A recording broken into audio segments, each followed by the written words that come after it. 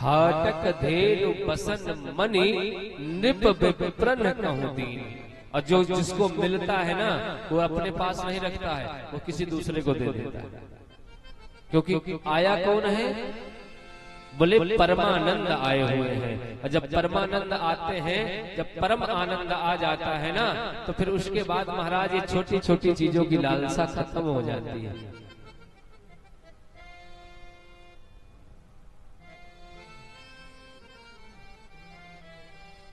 हमारे जब कन्हैया का जन्म हुआ तो वर्णन आता है कि नंद बाबा ने इतना लुटाया था कि जो कुबेर थे, कुबेर की भी मति बौरा गई थी, पागल हो गए थे।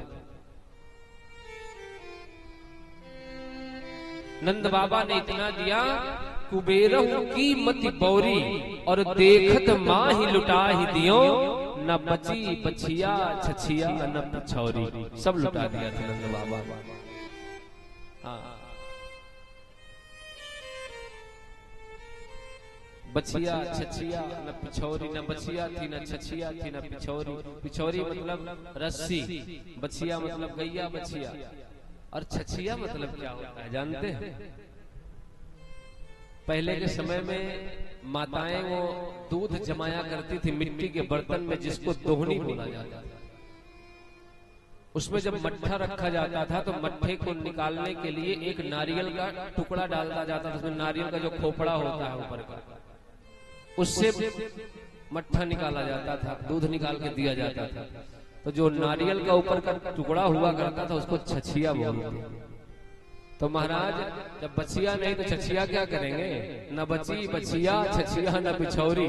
जब दूध ही नहीं है तो फिर महाराज वो दूध निकालने वाला और गाय बांधने वाली रस्सी का आवश्यकता सब दे दिया।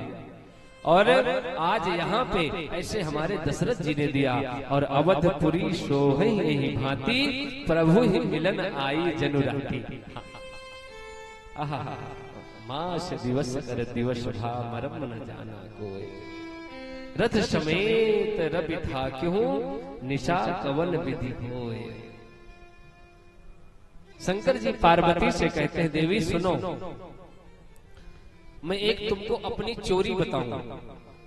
पार्वती ने कहा, प्रभु आप चोर भी हो? बोले हाँ, एक बार हमने चोरी किया था। एक चोरी तुमने तुमसे बता दिया। बोले कौन सी? बोले रच महेश निज मानस राखा, पाई सुषमय शिवासन भाखा। मैं चोरी से रामायण को मन में रच करके रखा था, लेकिन रामायण हमने तुमको सुना दिया। लेकिन अभी एक चोरी और है। कौन सी चोरी? बोले एक चोरी ये है कि और हूं एक कहूं निज चोरी।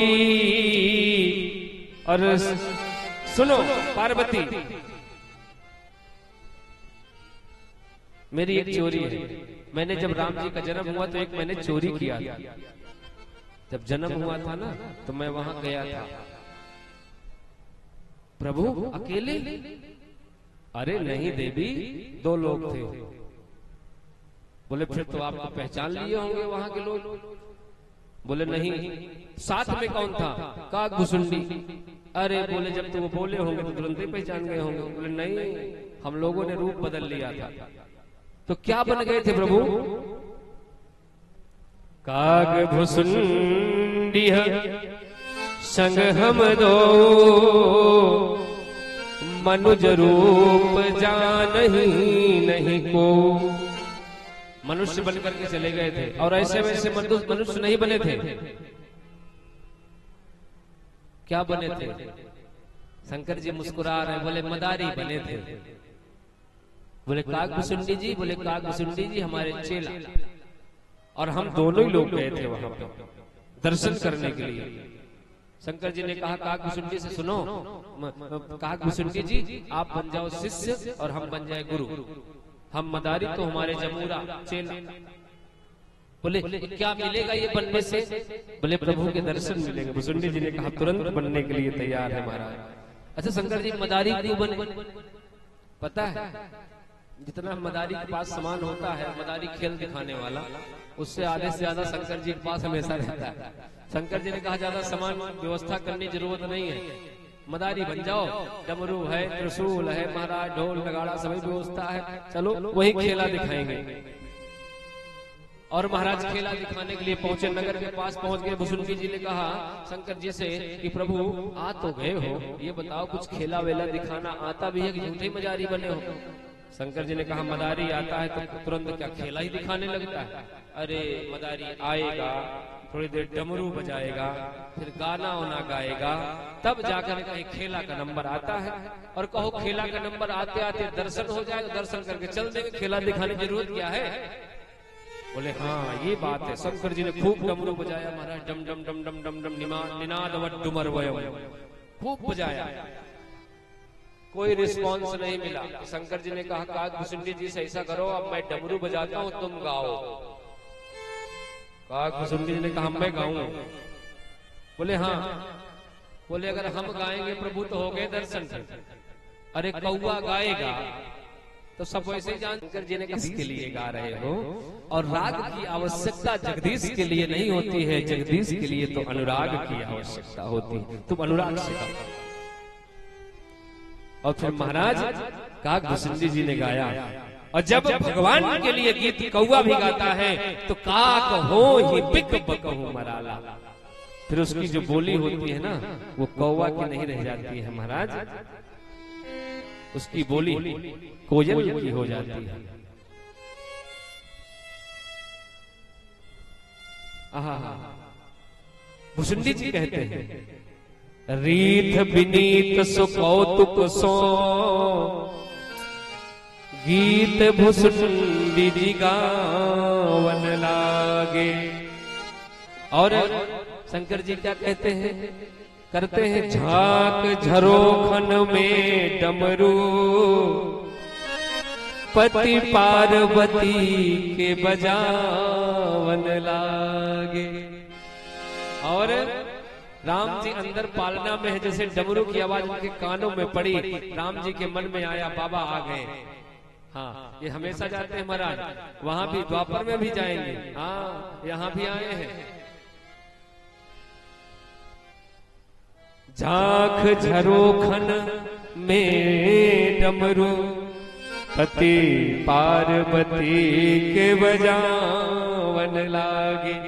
डमरू बजाने लगे। राम जी ने सोचा आ गए बाबा।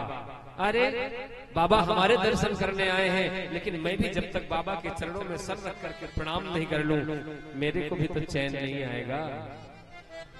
तो भगवान ने अंदर पालने में लेटे लेटे एक लीला करी।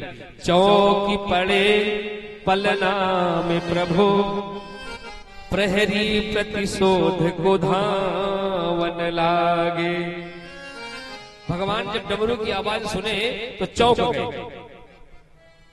जब चौंक गए तो तुरंत माता कौशल्या को रोष आ गया। अरे देखो कौन डमरू बजा रहा है, भगाओ इनको सबको। और महाराज तुरंत दो सेना आ गई, तुरंत पहुंच गए और आई धरे अनुराग भरे, आकर के पकड़ लिया। किसको? बोले अनुराग भरे, जिनके हृदय में भगवान के प्रति अनुराग है उनको पकड़ लिया।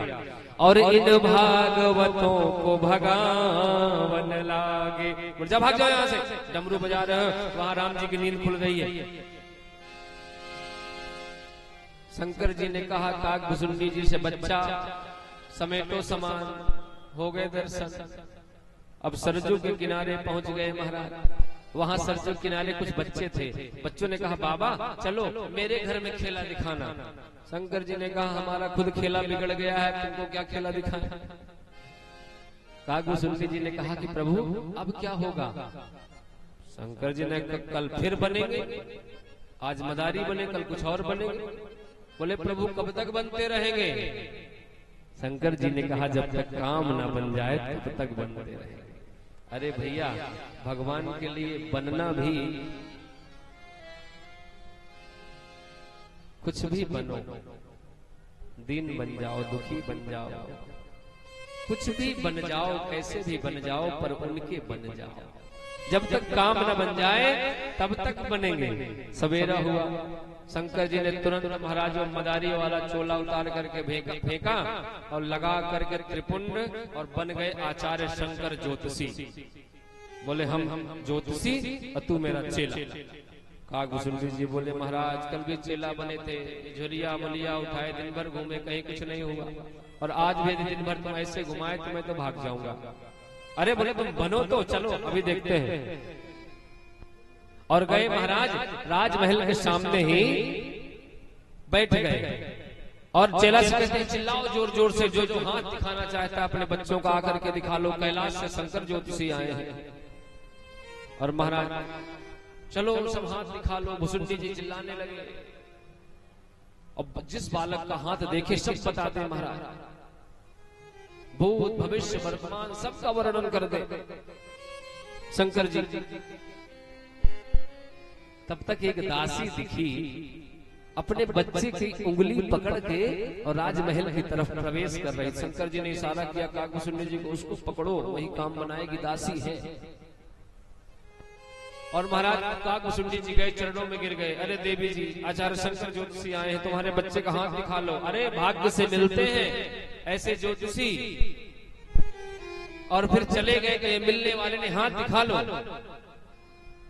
उसने सोचा चलो दिखाई लेते हैं।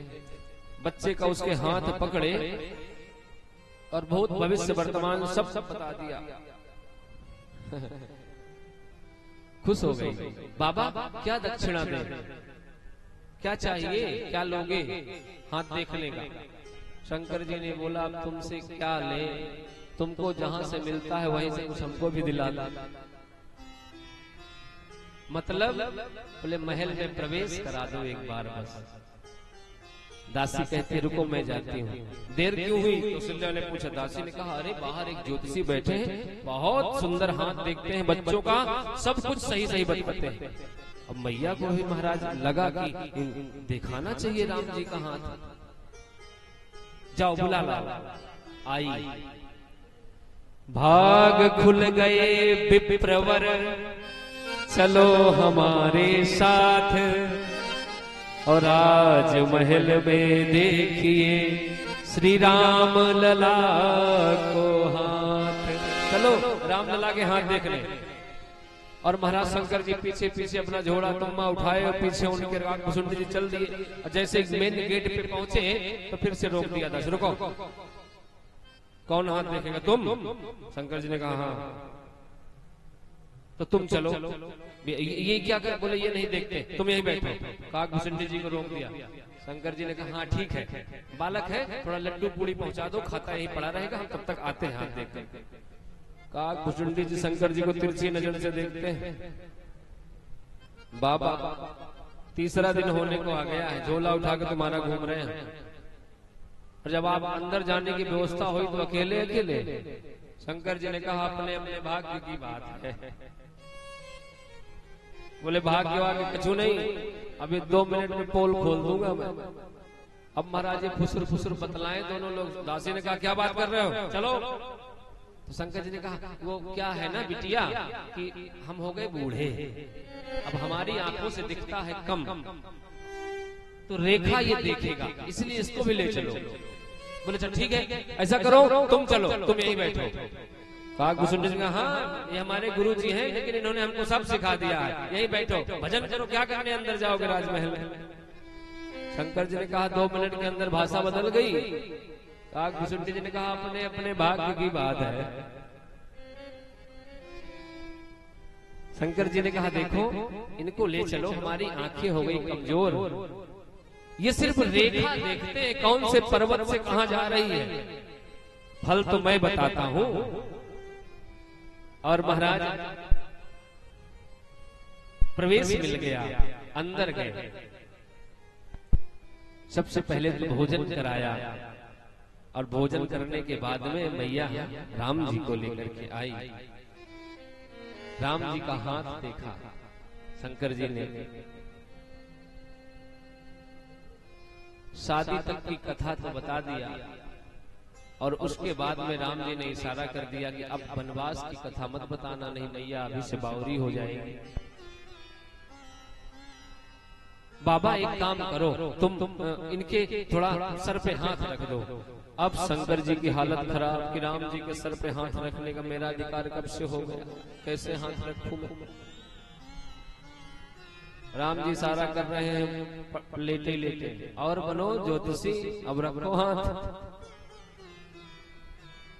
और शंकर जी ने हाथ रख करके राम जी को आशीर्वाद दिया। जैसे ही हाथ रखा महाराज, शंकर जी की आंखें बंद हो गई, समाधि लग गई।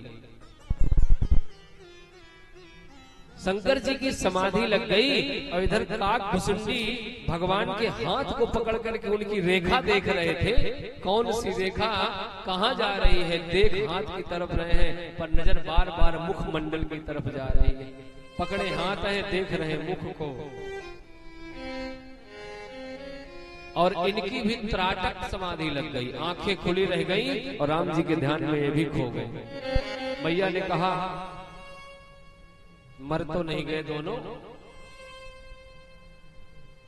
दासी से कहती कहां से पकड़ लाई हो इनको, एक की आंख खुलती नहीं और दूसरा बंद नहीं करता। अरे बाबा सुनो बाबा। मैया ने कहा कहां से गूंगे बहरे को उठा ला।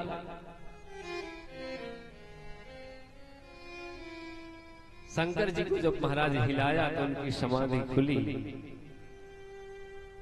भगवान को प्रणाम करके शंकर जी आए और काकभुसुंडी जी से कहते देखा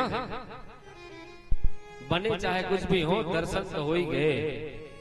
बोले हाँ प्रभु दर्शन तो हो गए। और जैसे ही कैलाश पहुंचे तो महाराज पार्वती खड़ी मुख्य गेट पे, आ गए प्रभु, हो गए दर्शन। बोले हाँ दर्शन हो गए। क्या क्या दर्शन किए, क्या क्या किए वहां पे दर्शन करने के लिए।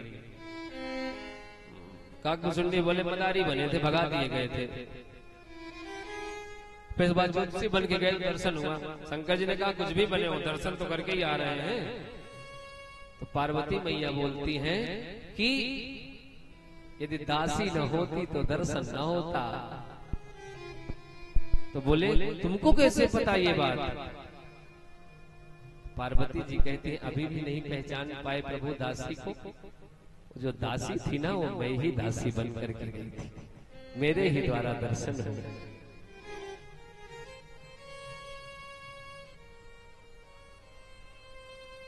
जोर से बोलो पार्वती मैया की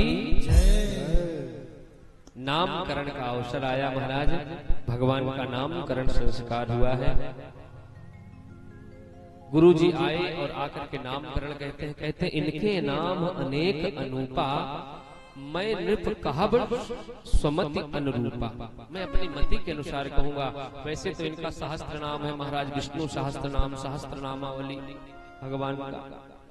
और ये राम नाम एक ऐसा नाम है, राम रामेति रामेति रमे रामे मनोरमे सहस्त्र नाम तत्तुल्यम श्री राम नाम वरानने। एक बार राम कहने से 1000 सहस्त्र नाम पाठ करने का फल प्राप्त हो जाता है। फिर भी वशिष्ठ जी कहते हैं मैं कुछ अपनी मति के अनुसार इनके नाम रखूंगा। जो आनंद सिंधु सुख राशि, जो आनंद इसी करते त्रय लोक सुपासी।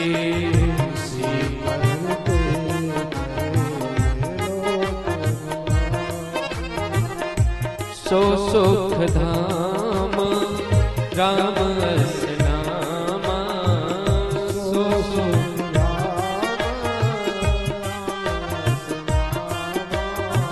अखिल लोकदायक विश्रामा।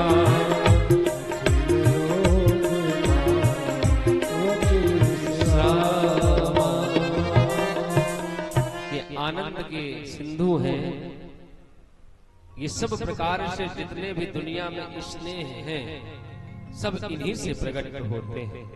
जितने भी आनंद, जिस आनंद को थोड़ा सा पा करके महाराज हम आनंदित हो जाते हैं, वो सारे आनंद हमारे ठाकुर जी से प्रकट होते हैं। और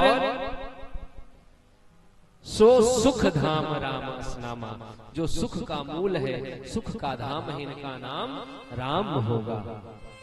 और विश्व भरन पोषण कर जोई, ता कर नाम भरत अस होई।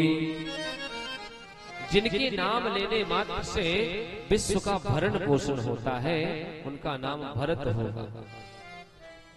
प्रश्न उठता है कि महाराज जो अयोध्या का भरण पोषण नहीं किए और खुद नंदीग्राम में जाकर के भगवान के जाने के बाद निवास किए, वो क्या दुनिया का भरण पोषण कर सकते हैं? इस चौपाई का अर्थ ये है कि भरत जी का नाम लेने से, भरत जी का नाम सुमिरन करने से भरण पोषण का मतलब ये है कि जो हमारी इंद्रियां है ना, उनका भरण पोषण होता है। देखो जो इंद्रियां हैं, इन इंद्रियों में कुछ इंद्रियां बहुत खतरनाक हैं, और जब हमारे द्वारा उनका भरण पोषण होता है इंद्रियों का, तो ज्यादा भरण पोषण कर देते हैं, बिगड़ जाती है बात। इंद्रियों को हमेशा कंट्रोल में रखना चाहिए। भरत जी का नाम लेने से इंद्रियां उतनी ही वस्तु की कामना करती हैं जितने से काम चल जाए। अरे भैया, ये जिह्वा, ये रसनेंद्रिय है, ये बड़ी खतरनाक है।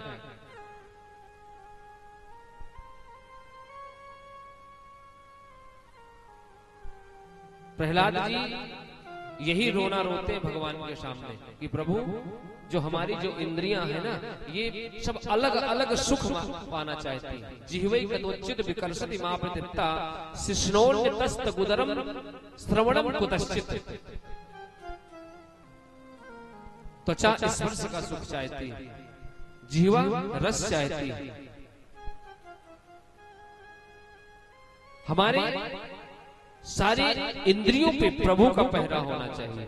ये इंद्रियां जो है ना, देखना इंद्रियों के ना घोड़े भगे, इसमें हरदम ये संयम के कोड़े पड़े। अपने रथ को सुमारक लगाते चलो, कृष्ण गोविंद गोपाल लगाते चलो। इंद्रियों पे हमारा कंट्रोल होना चाहिए, और जिस दिन इंद्रियां हम पे कंट्रोल करना शुरू कर देंगी, उस दिन सब गड़बड़ हो जाएगा। भरत जी कैसे हैं? बोले विश्व भरण पोषण कर जोई, ताकर नाम भरत अस होई। भरत जी हमारा भरण पोषण करते हैं।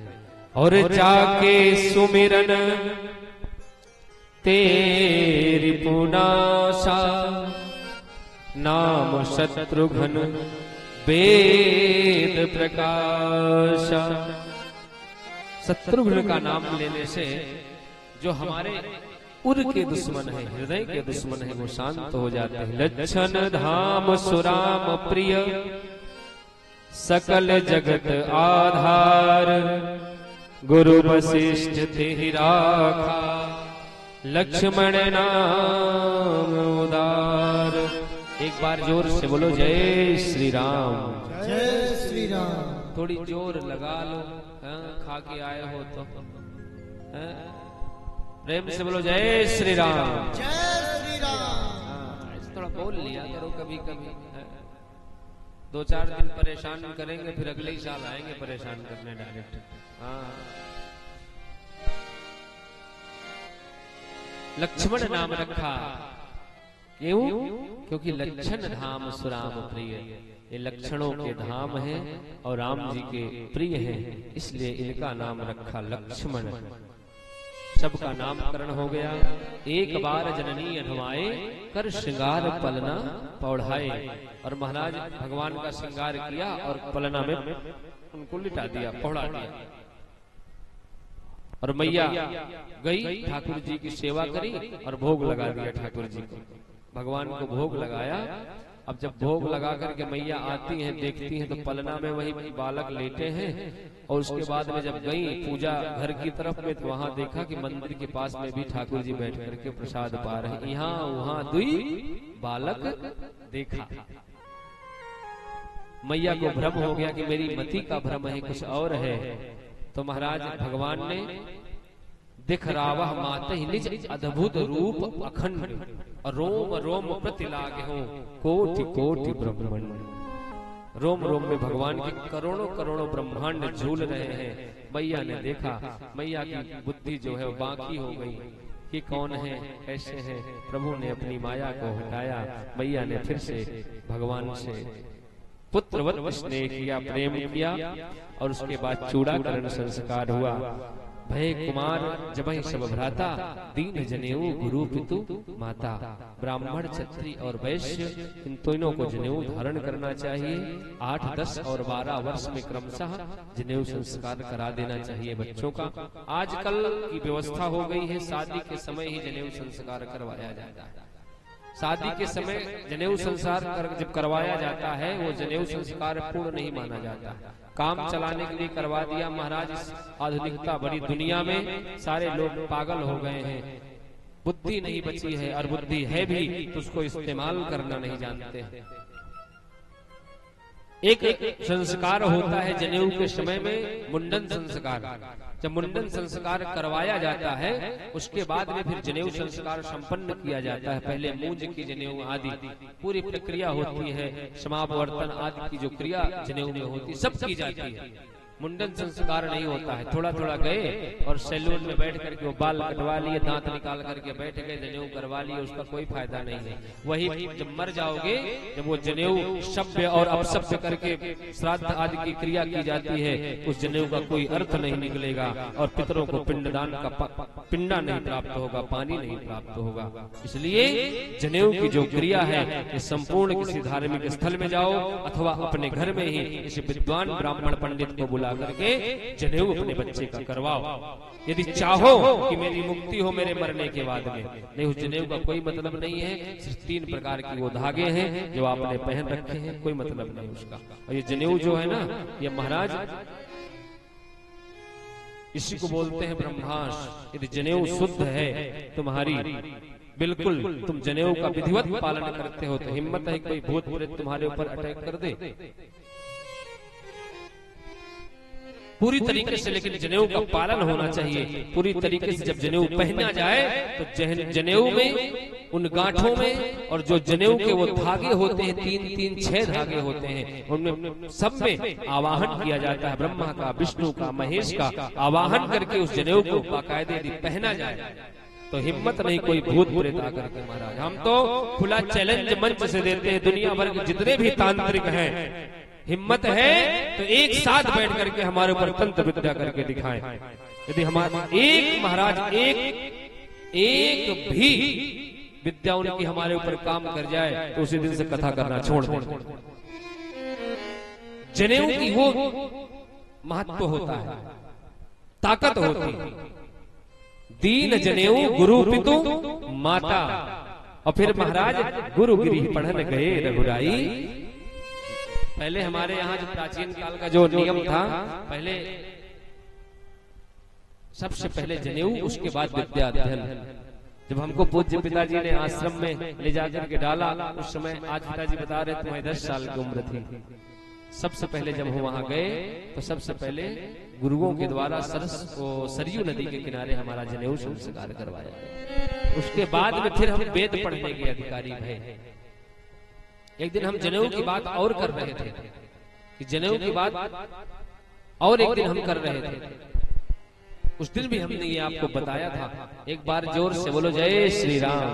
जय श्री राम। और भगवान विद्या अध्ययन करने के लिए गए और वहां से अल्पकाल विद्या सब आई। थोड़े ही समय में भगवान को सारी विद्या आ गई, पढ़ लिए। महाराज वो तो पहले से पढ़े पढ़ाए थे, वो तो सिर्फ गए थे दिखाने के लिए कि जाना पड़ता है गुरुकुल।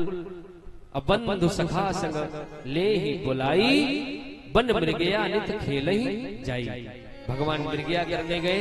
भगवान के बाण से जो जो मृग मारे जाते हैं, सब भगवान के लोग ही सुर लोग को चले जाते हैं। ठाकुर जी क्या कहते हैं?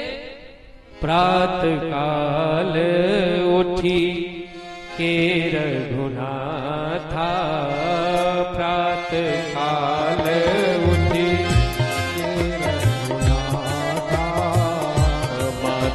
पिता गुरु नावहि माथा, मात पिता गुरु नावहि माथा। प्रातः उठी के रघुनाथा, प्रातः काल उठी रघुनाथा, मात पिता गुरु नावहि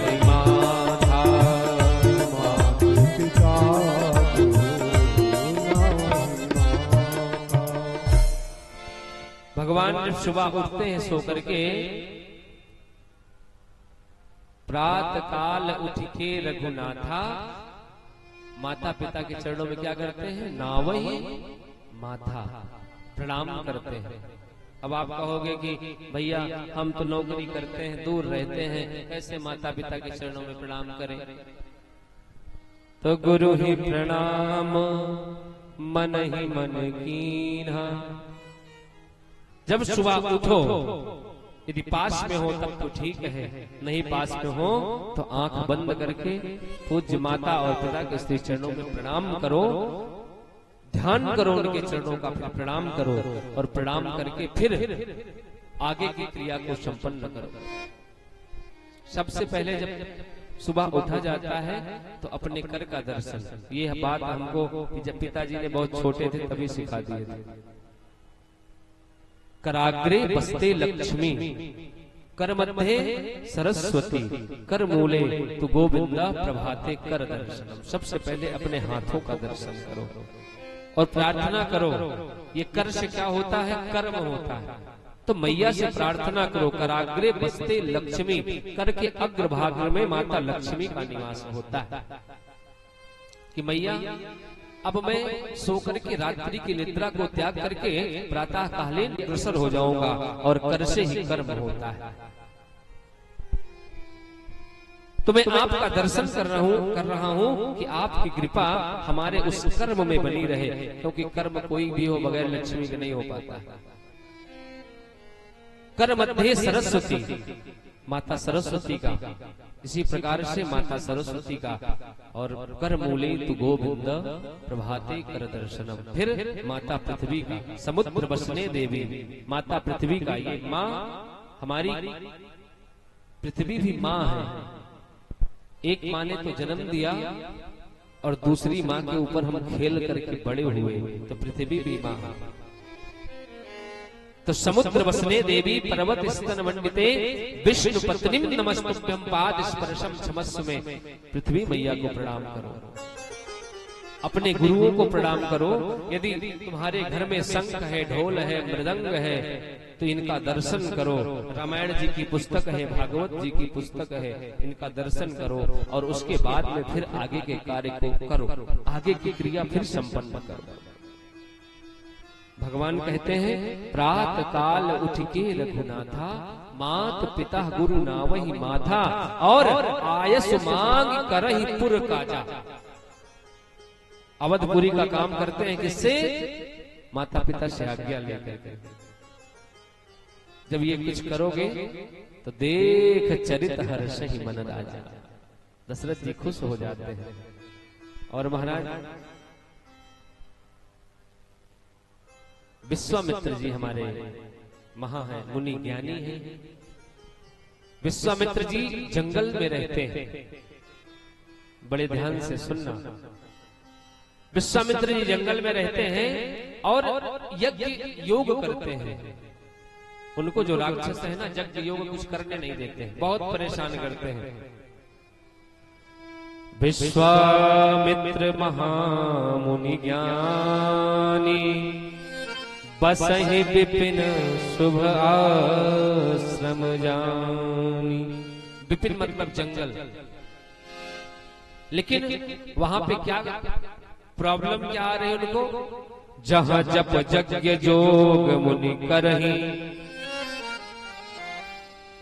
वहां पे अति मारीच सुबाहुहि डरहि। मारीच और सुबाहु नाम के दो राक्षस हैं, उनसे बहुत डरते हैं महाराज।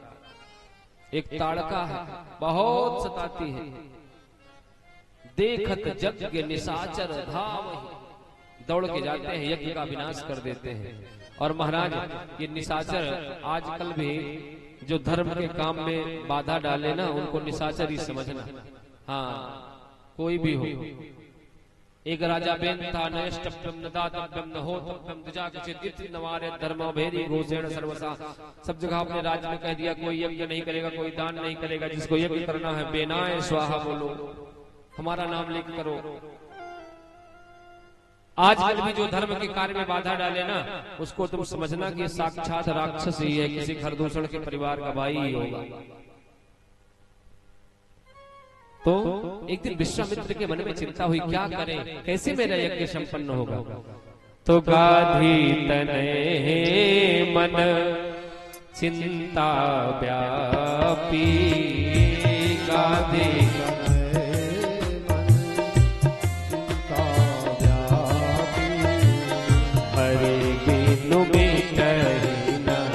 निश्चर पापी,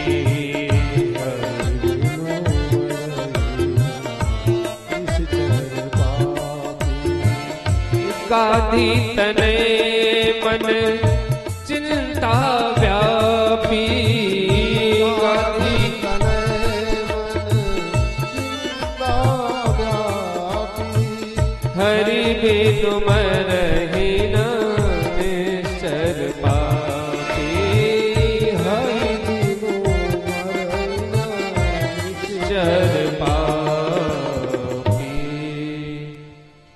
भगवान के बगैर लगता है ये निश्चर मिटेंगे नहीं, क्या करें। पता चला कि दशरथ जी के यहाँ जन्म लेकर के आ गए, थोड़ा बड़े भी हो गए हैं, तो जाने जाएं लाने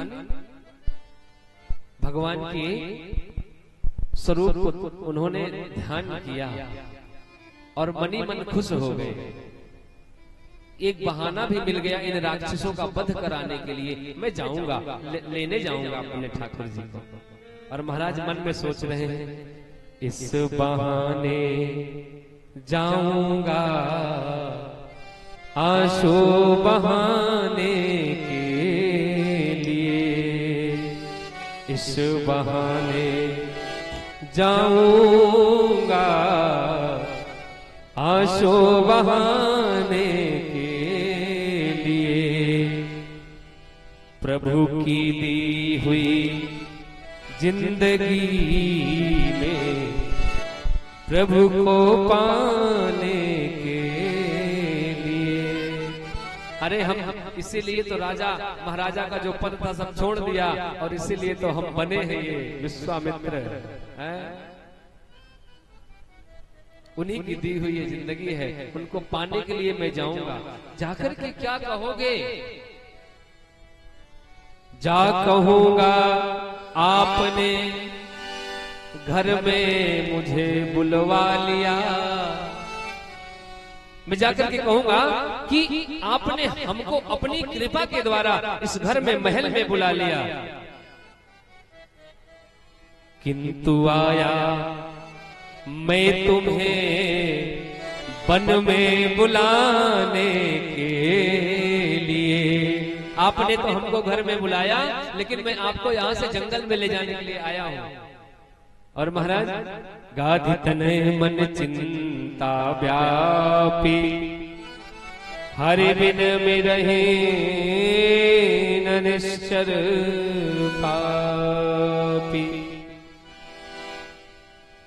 पहुंच गए और मुनियागमन सुना जब राजा, दशरथ जी को पता चला तो मिलन गयो लय विप्र समाजा। ब्राह्मणों को साथ में लिया और बाकायदे स्वस्ति वाचन करते साथ में द्वार से महल के भीतर लेकर के आ रहे हैं। ओम स्वस्ति न इंद्रो वृद्धश्रवाः, स्वस्ति नः पूषा विश्ववेदाः। तो आपको मिलने का जो उपाय है ये कैसा है, मैं समझ में नहीं पा रहा हूं। किसी को तो घर छोड़ करके वन में जाना पड़ता है, तपस्या करते हैं तब प्राप्त होते हो, सिंहासन मिल गया। आप कृपा करते किस ढंग से हो हमको पता नहीं। और दूसरी बात, कहते हैं विरक्त अच्छे हैं, पर आप विरक्त की जगह हम गृहस्थ के घर आए हैं तब हमको मिले। हमारे गुरु जी से एक बार महाराज ने पूछा, कहा गुरु जी गृहस्थ अच्छे कि विरक्त? अब गुरु जी ने कहा जो तुम मान लो वही अच्छे। अच्छा वो भी विरक्त थे, तो गुरु जी ने कहा हमारी दृष्टि में तो गृहस्थ अच्छे।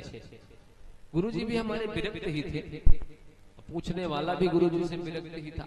गुरु जी ने कहा हमारी दृष्टि में तो गृहस्थ अच्छे हैं। उसने कहा गुरुजी आप विरक्त होकर कैसी बात कर रहे हैं? तो बोले अच्छा ये बताओ विरक्त जो हैं साधु जो हैं वो कैसे अच्छे हो गए? बोले साधु ऐसे अच्छे हो गए कि साधु ना होते तो समाज को शिक्षा कौन देता? हमारे गुरुदेव भगवान ने किया कहा यदि गृहस्थ न होते तो साधु को भिक्षा कौन देता? बताओ। अरे बोले नहीं महाराज हम इसलिए शादी नहीं की क्योंकि हम तो विरक्त रह करके भगवान को पाना चाहते। गुरु जी ने कहा अच्छा ये बताओ झूठ नहीं बोलना, तुम शादी किए नहीं कि हुई नहीं? तो महाराज वो भड़क गए।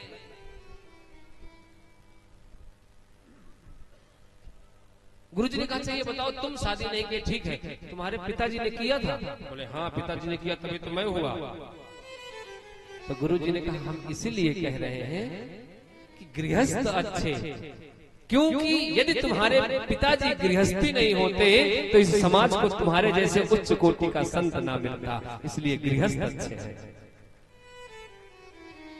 गृहस्थों से महाराज सारे आश्रम पलते हैं। विश्वामित्र सोच रहे हैं विरक्त है और गृहस्थों के पास में भेज दिया, समझ में नहीं आता आप कैसे प्राप्त होते हो। परिश्रम करे कोई कितना भी लेकिन कृपा के बिना काम चलता नहीं है, और निराशा निशा नष्ट होती न तब तक, दयावान जब तक निकलता नहीं है। परिश्रम से प्रभु नहीं मिलते, प्रभु तो कृपा से मिलते हैं।